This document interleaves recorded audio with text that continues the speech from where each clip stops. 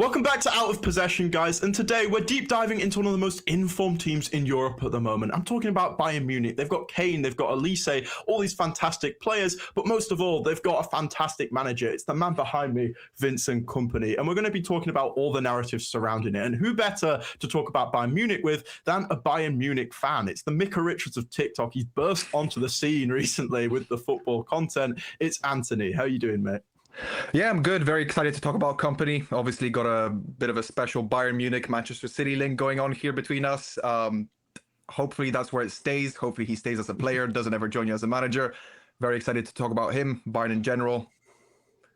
Yeah, and we'll get into Kompany later, but I think we have to start with the most prevalent narrative around Bayern right now, which is the Champions League. You've just gone away to the Bernabeu and won, something that is very rare to do and very difficult to do. I know that as a Manchester City fan because we tried to do it for the last 6 years. But are you happy with that result? Because I saw your video on TikTok straight after talking about how maybe you thought you could have got more out of that match. And to be honest, I'd agree with that narrative. Yeah, it feels almost ungrateful, right, to walk away from a 2-1 win at the Bernabeu and complain about it. I think obviously the biggest regret is that we didn't kill it off on the night. I think definitely, especially in that first half where we were so dominant and missed so many chances, and in the dying minutes as well where we got a lot of chances, we could have put a lot more goals past them and really put it out of sight, have a lot more comfortable of a game going back to the Allianz.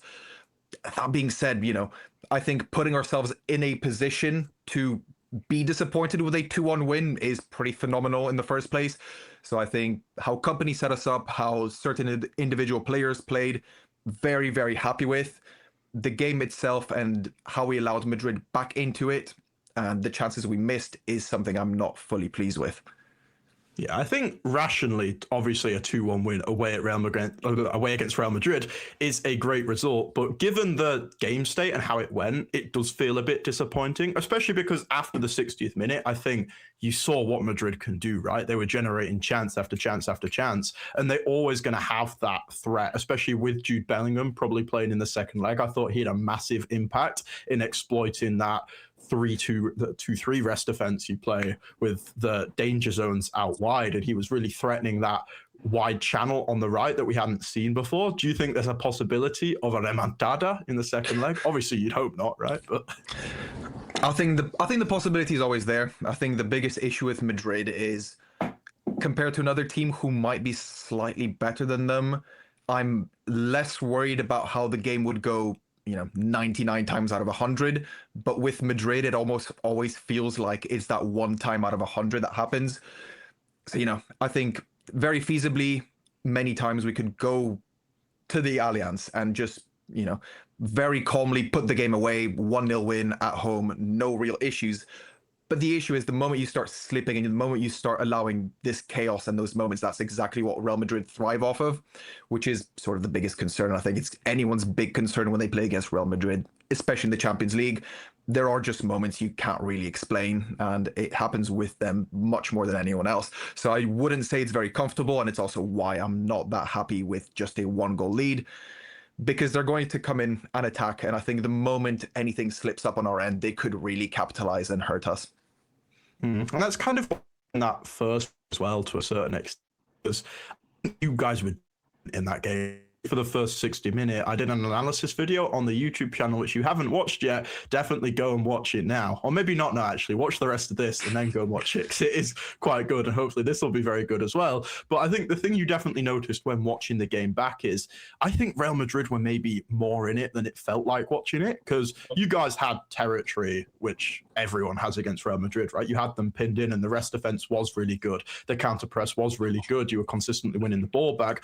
But even then, there were still multiple moments when maybe Mbappe gets on the end of that long pass and he has a chance. Vinicius can get on the end of the long pass. He can beat Tar 1v1 and have a chance. And that is the thing with playing Real Madrid. They've got so much superstardom, if that's a word, that they're always going to have these massive chances, no matter how good you are defensively. So there's always that threat there. And that's why I hate playing them, because no matter how good we were, and I think the majority of the time Man City have been knocked out to Real Madrid, I think we've been the better team, and yet they still almost always manage to find a way. So if I was you, I'd have a very nervous week, to be honest. I'd be shitting it for the second leg. Yeah, no, I definitely will. I do think as far as the the chances Real Madrid got, I do agree with you. Obviously they can always pull it out, and that's also why I said I was so scared of Vinicius Jr. for example, because you simply cannot sort of mark him out of the game. I think Mbappe, as much as he's probably the better of the two, if you really counter press effectively and you reduce the quality of the balls in behind and you push Madrid deep, there's only so much they can do with balls in behind if they can't even reach the halfway line. The issue with Vinicius Jr. is the moment they break out and have any sort of moment of composure in the midfield, they can get it to him. And at that point, I don't care who your right back is, they're going to suffer against Vinicius Jr. And I think, for instance, Stanisic had a pretty decent game, and still Vinicius Jr. created the majority of the chances in the first half. And a lot of people criticize Vinicius Jr. for his lack of end product. But at the same time, I do think he's one of the main reasons Real Madrid were so threatening offensively at any given point. The moment he got the ball, he just managed to progress it, managed to create threatening actions, which I think is a very high floor for a player to have. And he didn't necessarily hit those peaks, which he sometimes does, but I think he was just consistently threatening throughout. And yeah, it's one of the reasons you can't sort of play Madrid out of the game. They're never going to be fully out because the moment the ball gets to Vinicius Jr., something's going to happen. Something's bound to happen. Yeah, I think I agree with that. I think there were two pivotal moments for me in those first 60 minutes when you guys had complete control for Real Madrid. One of them was a counterattack when they kind of exposed how you guys press, because obviously you have Kimmich stepping up and putting pressure on the goalkeeper. It's quite a similar setup to what we saw Man City do against Real Madrid, but you have more athletic players and therefore can carry it out far more effectively. And we just saw Pavlovic get caught in that 2v1 with Valverde, and I can't remember who the other player was, but someone else playing in that more advanced midfield role for Real Madrid, and that creates the space. And as soon as they managed to get that space in the midfield, they could very quickly go transition through Mbappe. Mbappe drives it up the pitch, and then it was a shot from Vinicius Jr. kind of from the left corner of the box, and ultimately it was a weak shot, and Neuer saved it comfortably. But if you're giving Vinicius Jr. those chances, which he's always going to get, he carries so much threat. And then there was a similar one as well, where it's the same situation again, exploiting Pavlovic in that 2v1. And this time, I think it's Valverde that carries it and plays in Mbappe. And it's a really, really good save from Neuer. And I guess my question would be then, do you see Kompany maybe going for a more conservative approach in the second tie to minimize those weaknesses? Or do you see him going similarly, again, high press, high risk, high reward, hopefully for you guys? I don't see him changing it up too much. I think we're going to rely on sort of the same approach again. I think the main hope is going to be that we're simply going to bring more quality. I think as much as Real Madrid are equipped to hurt anyone, and in particular hurt us when they manage to sort of push through the midfield, break out of the press, play balls in behind. I do think a lot of those chances did come from sloppy passes, sort of lost possession in the midfield, and I think those are moments where I still see Bayern being a bit vulnerable whenever there is a bit of chaos in the midfield, or whenever an opposing player manages to dribble past one or two players, suddenly there's a lot of space. But I do think if we minimize the mistakes made, I think there were a lot of sloppy passes. If we minimize that, sort of the risk will not be outweighed, or sorry, the reward will outweigh the risk. Yeah. I think the key is always against Real Madrid not turning it into a transitional basketball match, which sounds obvious because it kind of is. But I think it is especially prevalent in your guys' case because, in my opinion, which could be very wrong because you watch a lot more Bayern Munich than me, and I'm happy for you to say I'm wrong if I am wrong. But I think Harry Kane is probably one of your best players, right? But whenever I watch him in these bigger games, when they become really transitional, I think he really struggles. I would tend to agree, yeah. I think it depends as well on where and when he receives in that transition. Because I do think whenever he picks up the ball from deep and, manages to pick out a run from Luis Diaz and Elise, I think in those cases, obviously, we utilize his passing ability, his passing range very well. When he's a bit higher up, or especially when he receives with immediate pressure from a defender, I think that's when he struggles a bit more. He does need just a bit more space than someone perhaps a bit more technical or slightly more physical. So when he does receive with a defender directly on him, that is when he does get a bit exposed. And I think sometimes those teams with the freak athletes like Madrid, they can immediately put pressure on Kane and negate it a bit. But I do think, sitting back, he is a bit more of an asset when we have a bit more control over the game. Yeah, this is my difficulty with Harry Kane because he's such a unique profile, and that makes him really hard to plug and play. I think if you want to get the best out of Harry Kane, right, you have to basically build the team around him, which is why I maybe have him lower in my estimations than someone like Lewandowski, than someone like a Suarez, maybe even a Benzema to a certain extent. I'd say they're quite even. I think Benzema's quite overrated, to be honest. But he's not in that top category for me. It's probably the one below, just because I think it is so difficult to profile him. And don't get me wrong, when he is profiled correctly, I think he's amazing. I just don't think we've seen a lot of that, especially for England. This is where I watch the most of Harry Kane.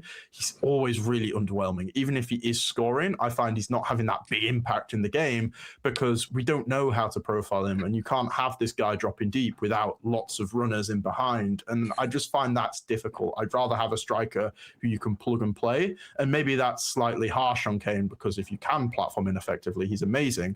So would you agree with that? Or would you rather have... It's a difficult question to phrase. Do you like Harry Kane, basically, is what I'm trying to say? Do you think Kompany is platformed ineffectively, or would you rather have a Lewandowski? It's a bit of a mixed bag because I do think Kane has those limitations you mentioned for a start, but at the same time, I do think, especially this season, already last season I saw improvements, but especially this season, Kane has been platformed extremely well by Kompany. I think the team is built around him, and obviously when you are as good as Harry Kane is, when you have that much quality, teams are going to be built around you if you have someone who can actually do that. I think the point you made with England is quite valid because I don't think tactically you can even drill enough into a national team to sort of platform Kane, right? I think it would be what Bayern is doing to accommodate Kane is very tactically advanced, right? I don't think you see that in national team football, for one. For two, I do dislike the tendency of Kane to drop deep when he doesn't need to. I think his quality when he does drop deep is very good, but at the same time, sometimes he does do it when you don't need him to, especially for England, right? Because England's not set up to take advantage of him dropping in deep. In particular, we saw at the Euros where we had two wingers, you had Saka and Foden, who just neither of them want to run in behind.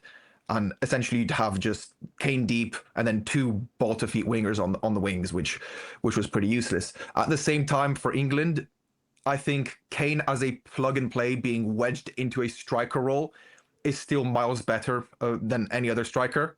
It doesn't really matter if he's profiled slightly wrong. His quality makes up for the fact that he might be a slightly worse fit for the team than, say, Ollie Watkins or Ivan Toney. I think that's fair. Sorry, I think that's fair because obviously Kane has this. He's one of the very, very few players that is actually a good finisher.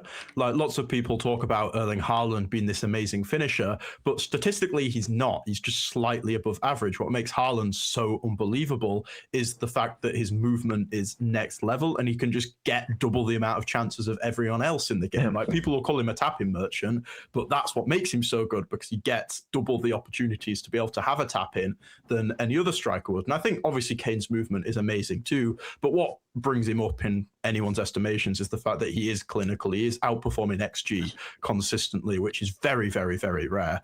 And when you have that quality, especially playing against low blocks in the Bundesliga, for example, maybe you're not going to get that many chances. Having that clinical edge, I think, is really, really important. So do you think the trade-off's worth it then in terms of Kane's finishing and his profile, or would you rather have more of a plug-and-play traditional striker?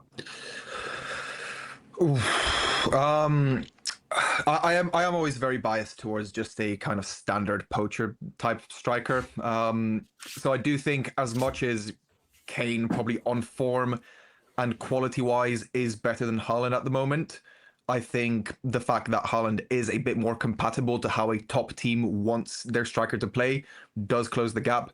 At the moment, I'll be honest, I probably wouldn't trade Kane for a different striker. I do think he is on fantastic form and he is compensating for those things that I think a conventional striker lacks, both through his general play and also it's actually being extracted now that Kompany is platforming him effectively because we did not see that under Tuchel. I think that's key because he's found this Gnabry role, which I think is really interesting because he's kind of revitalized his career, right? He lost that bit of burst of pace, I think, on the wing that made him so deadly there. And he's managed to reinvent him as this more technically creative kind of 10. But what's interesting is when you watch Kane and Gnabry, it's not really like, oh, Gnabry's behind Kane and Kane's the striker like you'd normally expect. They're kind of like two false nines, really. And then sometimes you'll see like Kane join the midfield line, even when you're in that 3-2-5 or 2-3-5 in the final phase. And this was really interesting against Real Madrid in terms of how you built through Madrid's press, because these guys were dropping insanely deep in the first phase. Like, there's a great passage of play where I think it is Gnabry, but he starts on the halfway line for the goal kick. The ball goes out wide and then it comes back to Neuer. And by the time it's been rotated back to Neuer, Gnabry's dropped deep to the edge of the box, and Rudiger doesn't want to follow him that far, so he's dropped off, and he's become the free man. And then someone else, I think it's Lima's, rotated to become the striker. Yeah. It's fantastic movement, and then Neuer can just pass it to Gnabry. He turns and just drives because no one's marking him. They've broke the man-to-man marking system. And I think having that flexibility is fantastic. Harry Kane does that well. And it's where having a profile like Kane is really effective. So there are positives and negatives to this, right? I want to talk to you a bit about Bayern's rotations more, because it's what makes you guys so unique. And a matchup that I'm really excited to see is you against Arsenal, or PSG against Arsenal. One of these big teams play Arsenal in a big game, because obviously you played them in the league phase, but no one really cares about that because it's not, there's no stakes. And I want to see how these rotations match up against a really good physical side. Would you anticipate playing an Arsenal in a big game? Do you think they'd be able to deal with your rotations and find those references? Or do you think you'd like be beneficial and win the game, basically? I think at the moment I would fancy us against any team in the world. That's including Arsenal, that's including PSG. I think what I've seen from the press, from the build-up, the quality in the final third, especially the balls Kimmich can deliver into the final third into the box, is just so difficult to deal with. And I think, yeah, in part that is due to the rotations. It is getting a lot of quality out of certain players, especially I think Gnabry, as you mentioned, revitalized. Kane played more to his strengths.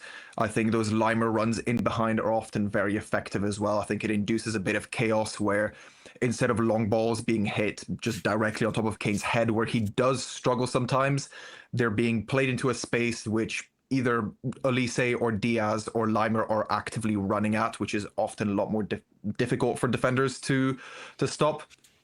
So I think any sort of man-to-man press gets completely broken apart. I think Arsenal, obviously, positionally are exceptionally good, and physically they're exceptionally good, so they can compensate for any sort of weaknesses we can pull out.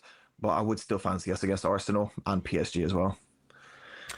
I think the matchup against PSG is really interesting for a different reason, right? Because I'd say you guys are very similar teams, and maybe that is simplifying it a bit. But from the few bits I watch of Bayern Munich and the few bits I watch of PSG, I kind of categorize you guys in a similar kind of vein of you're these rotational managers. It's very much like floaters and anchors, very fluid football.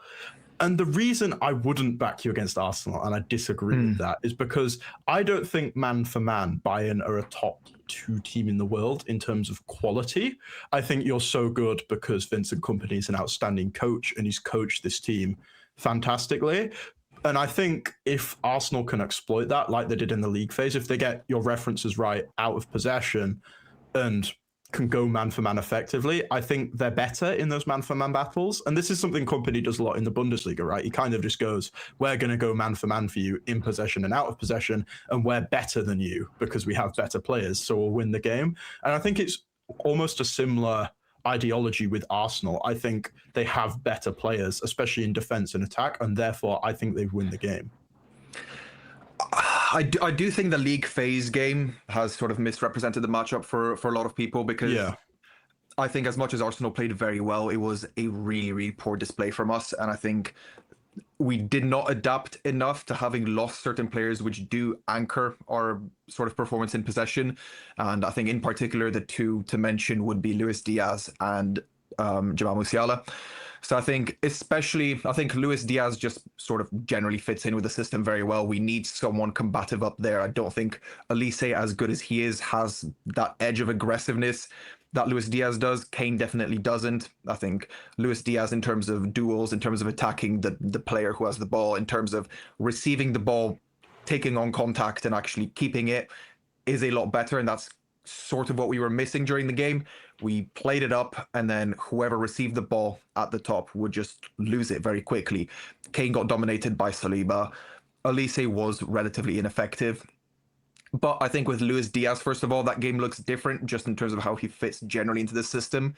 And then Jamal Musiala, not necessarily the best fit for the system, but again, I think it's kind of a case where he is so good that it doesn't matter, because he is, in terms of sort of keeping the ball when you're struggling to keep it, just a complete cheat code. And we've seen it over and over and over. As much as some people highlight his dribbling in the final third, where he manages to weave past players in the box, I think the most outstanding strength is actually where he picks it up slightly deeper, and no matter who's trying to get the ball off of him, they just cannot manage it. Under Tuchel, especially when Bayern were really poor, I would say, very unconvincing, especially in terms of keeping possession, in terms of trying to build up. Jamal Musiala played that sort of cheat code role, especially against Arsenal. Declan Rice over both games struggled to make any sort of impact on Musiala. The moment he'd receive the ball, Rice would try to press him and Kimmich would already be gone. We saw him do the same thing against Rice and Bellingham when he played, when Germany played England in a friendly, but again, same idea. And he did it against Real Madrid as well. I think with Jamal Musiala and Luis Diaz, the game does look a lot different, and it's going to depend a bit as well on how well Musiala does recover from that injury, because he's really struggled since coming back. But I do think if he gets back into top form, he can also serve, again, as a bit of a secret weapon. If things are going wrong against Arsenal, he can come on and just stabilize. And again, it's sort of not a high ceiling thing, it's just a floor thing. I think physically he's very underrated, and technically he's just so good that he cannot have a bad game in that role, where all he needs to do is just receive the ball and actually keep it, not lose it. Yeah, I agree. Just to expand on Musiala a bit, because I've seen a narrative going around, especially after the Real Madrid game in the week, that this guy's overrated, which I completely disagree with. I think he's amazing, because he wasn't great when he came on against Madrid. I think that's fair to say. But I rate Musiala really highly, and I think it's almost that profile of player is just really underrated.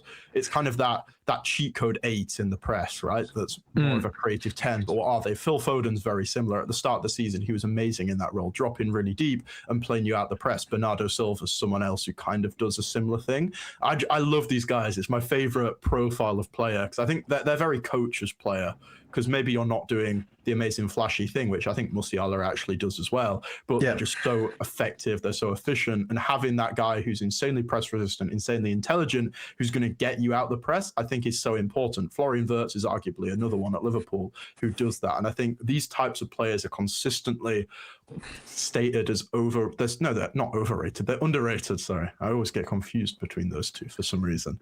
But I think they're so useful, right? The coach's player. Maybe they're a bit boring and that's why people don't rate them, but I just think they're so efficient, and that makes them great. Yeah, I think with Musiala, exactly that, right? I think a lot of people have seen the flashy dribbling in the box that he pulls out. And so whenever he's not doing that, people sort of expect more from him and to be more of a game changer.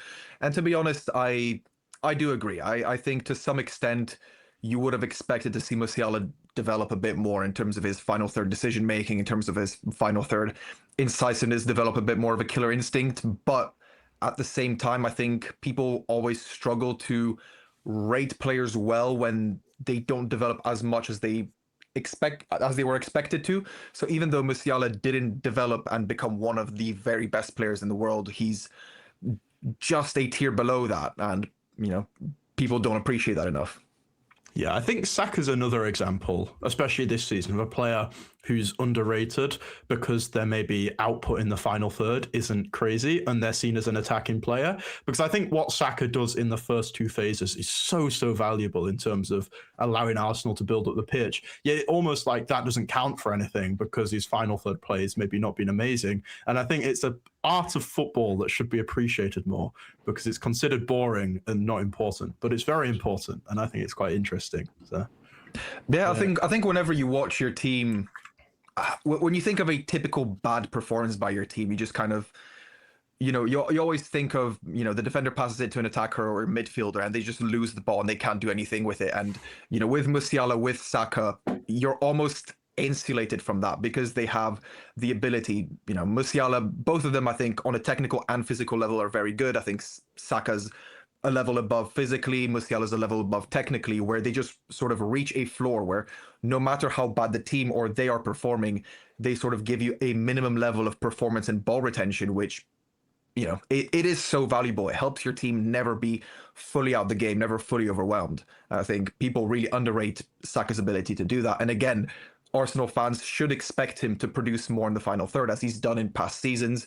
But even without that, his general qualities are just so high that he's still one of the best wingers in the league. So we'll rewind about 5 minutes now and we'll go back to Vincent Kompany, because we were talking about how this Bayern team stacks up against Arsenal and how it's a really interesting matchup. And I think as an extension of that, when you look at Kompany, there's a question of how well he'd adapt to the Premier League if he was to jump ship, which I appreciate maybe you don't want to think about. But with Pep Guardiola possibly leaving at the end of the season, I think there's a conversation about if he could be the Manchester City manager. And I don't think he will. I think he'll definitely stay at Bayern. But especially in the future, I think it's a real possibility. And personally, I'm in the camp of people who wouldn't want Kompany right now, just because I'm not sure if Manchester City have the squad to be able to play his type of football at the moment. I don't think our attack, especially, is in a good enough place to play this beautiful rotational, free-flowing football in the final third that Kompany wants to play. But also, I think there's question marks on how well this type of football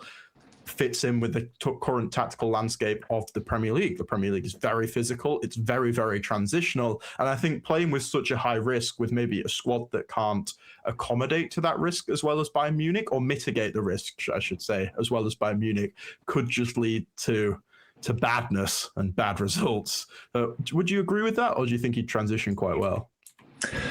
So what I would say is there would probably be a bit of teething pains when Kompany comes in, obviously trying to adapt to the system, trying to adapt to the league. I think one of the weaknesses we've seen with Bayern at times is what can catch us off guard is just a particularly physical player or a player particularly good at just driving with the ball. I think the moment one or two of our players get dribbled at very directly and get beaten, we look pretty exposed. And that happens sometimes in the Bundesliga, happens more often in the Champions League, and would happen slightly more often in the Premier League as well. So I think in that sense, Kompany would have some issues with adapting. I think the current City squad is less equipped as well to playing that style of football than Bayern is. At the same time, I don't necessarily see Kompany as a coach who would impose his style on the team at all costs. I think what we're seeing him do with Bayern is in part because of his philosophy, but also in part because that is simply how he sees the squad best fitting in. I think a reason we play very rotational is because we have players who are very well equipped to do so, and rather than the other way around, we play the rotational football, and we have the good players. I think it's also influenced by the players Kompany has available. I think to utilize Harry Kane very well, you need to create those spaces to take advantage of his passing range. You need to create the spaces to accommodate for the players that perhaps have lost a touch of physicality and dribbling and explosiveness, who need those spaces created by the rotations and the positional play rather than their own technical and physical ability, such as Serge Gnabry, such as Harry Kane. And at the same time, we have players who are very good at attacking those empty spaces and doing strong dynamic runs, like Luis Diaz and Konrad Laimer, Alphonso Davies as well. And they are obviously very well suited by this system as well. So I do think there would be a bit of teething pains if Kompany tries to implement this, but I do think he would come in with a slightly more cautious approach if he doesn't believe he has the players to pull this sort of system off. Again, I think he looks as good as he is because he's playing the football he is that's very well suited to the Bayern squad. He wouldn't immediately adapt and perform at the same level with the City players. I kind of disagree with that to a certain extent, and that's because of what we saw him do at Burnley. And obviously, the way you play with Erling Haaland, for example, it will be different to the way he sets up with Harry Kane, and there will be minor tweaks. But overall, just because of what he did at Burnley, like, his principles have been very, very similar all throughout his managerial career, and I can't see him changing that to accommodate to a City side. And therefore, I just don't think it's the right moment now for Man City, which I'm sure you'll be very happy to hear. But I just think those teething pains that you were talking about, those growing pains that you would see if Vincent Kompany was to come, I think that's the last thing you need at the end of an era Dynasty, like Pep Guardiola yeah. has had. A dynasty, that's the word I was looking for, like Guardiola has. Like, he's been here 10 years now and won everything. I think you want someone who can continue that to a certain extent. And I look at the possible candidates, and I think Enzo Maresca is a guy who would do that. Obviously, he's not at Pep Guardiola's level. That's not what I'm saying here. But I think he's someone who plays a very similar style of football. He's going to implement similar principles, and having as little change as possible when you're moving from this dynasty to try and transition to the next era, especially when Manchester City are in a period of transition as a club at the moment. I think that's really important. And I do worry maybe Vincent Kompany would be a moment too soon. I'd preferably like to wait 3 years, maybe 4 years, however long, and then bring him in, which again, I'm sure you'll be opposed to. You'd want to wait never. But yeah, I do agree. I think a lot of people have been sold on this idea that Kompany is completely inflexible and sort of always sticking to the same philosophy, especially by that season at Burnley, where I do agree potentially with a bit more pragmatism. Burnley could have performed better. At the same time, I just don't think the players were good enough to stay up in the Prem. But again, we could have seen him attempt some slightly more conservative football to adapt for the players he did have on hand. That being said, I actually do think more and more Kompany's willingness to adapt has been a strength that he's been developing over and over, or more and more as he's getting more experience. And I do agree Maresca would be sort of the higher floor, safer pick than Kompany would be. But I do think this concern that Kompany is overly reliant on his system is something that's a bit too reliant on those Burnley days. And I've actually seen him adapt to a lot of mistakes, a lot of big defeats during his time at Bayern. I think when he came in, especially at the start, he was very principled. He played the way he wanted to play ideally, and that didn't fully work out. But I do think the longer he's been here, I think that loss to Barcelona in his first season was a big marking one where we just got cut apart on transitions. I think he definitely fixed our out of possession play to sort of mitigate that. And then I think the Inter loss, where we struggled a lot on set pieces, he has improved on that as well. I still think we struggle on set pieces a bit, but it is night and day compared to how it was. And I think the Arsenal loss this season as well is something that he took good conclusions from. I think in general, when I see Kompany express himself, I cannot help but get the impression that he's just extremely intelligent and very humble as well at that. So I think he is someone who is happy to accept criticism, accept his mistakes, and learn from them. But I do agree, sort of moving to City would be a very early step. In any case, I wouldn't expect him to do it this summer. I think if he ever does move to City, I think he would succeed there. I just really, really back him as a manager. yeah, obviously he fits the identity of the club, as my beautiful portrait of him behind me shows. He is a City player fundamentally, and he's a coach's coach, right? He's not I kind of categorize managers into people. Which sounds crazy. I'm about to say Vincent Kompany isn't a person technically, but you're either a coach or you're a people manager. And I think Kompany, right, every manager's both, really. You can't be in this category or the other. But I think of guys like Ancelotti, and there's that clip of Bale recently off the overlap, right, saying we didn't use tactics, which I'm sure is hyperbolic, but still, there's clearly not an emphasis on coaching there. It's very much on being a person manager, which I think is 90% of management anyway, but having that extra 10%, there's certain clubs that suit that. The identity of Real Madrid, for example, we saw Xabi Alonso fail there. I don't think a coaching manager will ever really succeed at Real Madrid. Likewise at Man United, I think at these clubs you have to be a character, you have to be a people's manager, manager like Sir Alex is another good example. But I think City is definitely a club, right, which is it's a coaching club fundamentally, because of that's the identity Guardiola's built, and as a Guardiola disciple, Vincent Kompany is a great extension to that. So hopefully one day we will see him as City coach. Anyway, talk to me about Michael Olise. There's one of the big debates going around recently after his great performance at Real Madrid at the Bernabeu is his Ballon d'Or run. Do you think he can win the Ballon d'Or or not?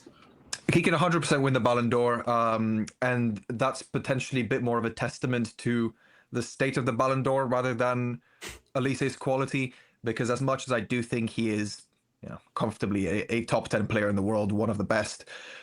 I don't think he has that final edge. I think there are players who are decidedly better than him. For instance, when people try to compare Elise and Lamine Yamal, I do think Yamal is just a bit better than Elise, and so therefore on quality alone, I don't think he should be winning it. At the same time, I think the Ballon d'Or these days is decided by the Champions League and the World Cup, especially we're in a World Cup year. If you see a situation where France wins the World Cup, Bayern wins the Champions League, it would obviously, 100% go to Michael Elise. Even if he doesn't perform well, it would, because that's just, football is built on narratives these days. If you win the biggest titles, you win the Ballon d'Or. So yeah, on quality, I don't think he's quite there, but he is obviously good enough where he can massively help both France and Bayern to win those titles that would then propel him to be a Ballon d'Or favorite. Yeah, I think you've hit the nail on the head there. Danny Carvajal is the best example ever of this, because for me, he's a pretty distinctly average fullback for a big club to have. And he came, was it third, I think, in the end, in the Ballon d'Or year where It's very high, yeah. which is, it's insane. So I think that proves that anyone can win the Ballon d'Or if you're winning the big trophies. And obviously, like you mentioned, Elise being French and having that Bayern Munich connection, I think it will be the player who wins the Champions League and the World Cup, which I think there's a high probability there will be a player who's fairly influential that lands that combination. I think they're the favourites. So I think the better conversation, right, is how far off Yamal is he? Because I think we both agree he's not as good as Yamal. But do you think the gap's relatively small, or do you think it's big? I'd probably lean to the latter there. I think Yamal's in another stratosphere personally. But I think it's one of those where the gap is big enough where you can confidently say Yamal is better than Elise, because I do think sometimes, as much as I say one player is better than the other, it's not one where I would say, you're biased or you're having a ridiculous opinion for thinking the other player is better, right? And I think obviously football is ultimately pretty hard to compare. When you try to compare two players on different teams or even players on the same team, you're speaking a lot of hypotheticals. And so, two similar players, you need a relatively decent gap to be able to say, this guy's definitely better than this guy.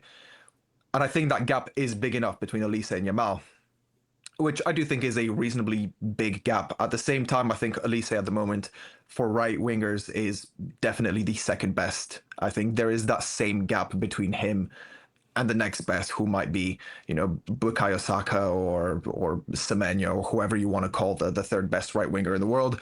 I think Elise also comfortably sits head and shoulders above them.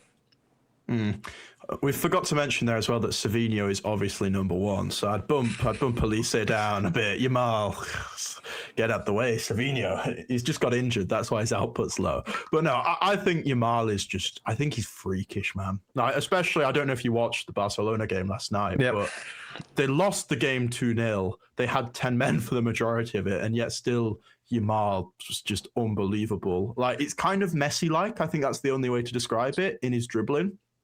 There's multiple times in that game where he's taking on 3, 4, maybe even 5 players, and he's coming out the other end with the ball in the box, which I find insane, especially in this age of defending, where I think defensive blocks have come on so much in the last decade. They're outstanding now. It's levels above where they were. So to be able to do that against a good defensive side like Atletico Madrid, I just think that's unbelievable. And the reason he'll never be as good as Messi for me is because of the finishing, right? Messi's a 1 in a million year finisher statistically. He's an absolute freak. And I don't think Yamal will ever hit that level of clinicality.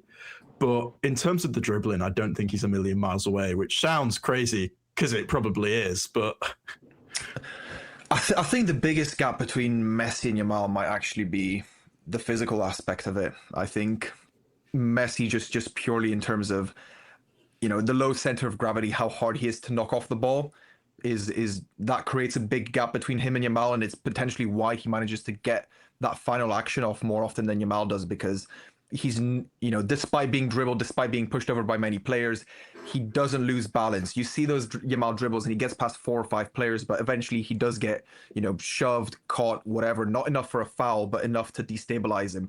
Whereas that same situation, I think Messi comes out of it without being influenced enough to reduce the quality of his final ball.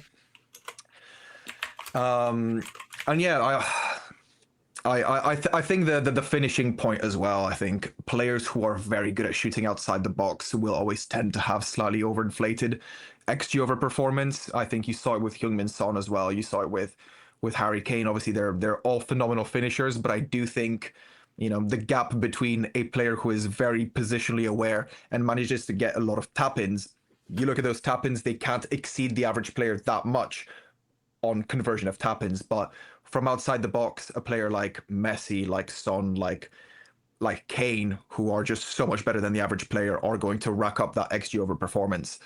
But I do agree, Lamine Yamal is freaky. 100%. But the thing is, with Messi on that XG over performance, I'd agree with that. And that's why when people say guys like Jeremy Doku are amazing finishers, I'll disagree. I think they're okay. I don't think they're terrible. But the reason that XG is so overperformed is because they're shooting from outside the box and the XG numbers of those shots are low. But when you look at the numbers for Messi, it's like Harry Kane's like very high. If my screen is a graph, Harry Kane might be there. Messi's like there. He's off the scale. It's like, it's insane. It's like alien. I just can't see any player, not ever, because as football goes on and technology improves, someone will come along. But especially in the next 50 years, I don't see anybody putting up numbers like Messi. I think decision making is another big one. Right, I thought I remember Son being on a very similar level of XG over performance, but in any for case, about a season, maybe. But Messi was doing it for like 20 odd years, which is it's crazy, really. Yeah, Messi is ridiculous, and I think going back to that to Lamine Yamal, I think the one argument I can make in terms of trying to make the comparison a bit kinder to Michael Olise, I do think Yamal does get a bit of benefit out of being the main protagonist for Barcelona. Obviously, I think when you're the main player, all the passes get given to you. I think people, for attackers, will always remember the upside much more than the downside. And I think for one, Yamal gets a lot more chances to do that magic than Michael Olise does. For one, just in terms of getting the ball more often. But I also think in terms of Olise's role for Bayern, it isn't necessarily always to create that magic, to create out of nothing. I think he needs to be a lot more risk averse than Yamal does, because we press so aggressively and we can get exposed. And so I do think Olise is a bit safer in his plays as well. And I do think if Olise, if you swap the two around, told Yamal to play slightly more conservative, told Olise to play, do whatever you want, try to create all by yourself, try to pull out the magic moments. I do think people on the aesthetic side and on the, freaky one-off dribble sort of situations you would see a bit more of that from Olise. At the same time, I still think Yamal is better. I think that's very fair. I think this is something we see with Doku, just to give a Man City example again, like I seem to do with everything. But that's something we see with Doku again, right? He just gets the ball so much more frequently than the winger on the other side that he generates way more threat than the winger on the other side because he has more opportunities to do it. Is he still ridiculously good in terms of his success rate? Yes, but you have to have that initial volume there first anyway.